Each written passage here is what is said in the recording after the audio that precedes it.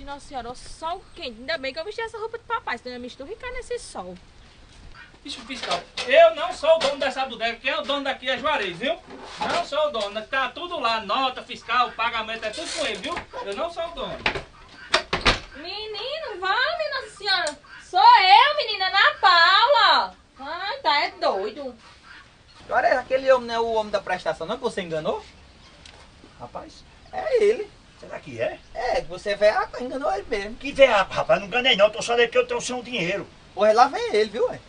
Rapaz, é parecido mesmo. Vem ele. Vamos entrar pra dentro? Vou não, quem tá devendo é você, não sou eu. Me ajuda, vamos entrar pra dentro. Eu Vai dizer que vou eu tô em dizer que casa. você correu ainda mais. Vai dizer que eu tô em casa, entra Não, pra não dentro. vou não. Entre pra dentro. Só pô. vou se Vai você dizer que pagar eu tô a em cachaça casa. pra mim. Tá certo, eu não pago mais cachaça pra você não. Tá Entra bom, aí. então você Eu que pago você tá- de cachaça pra você. Então, Entra.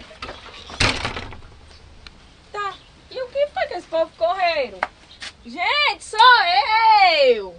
Ah, mas também ninguém tá me conhecendo com essa roupa de papai.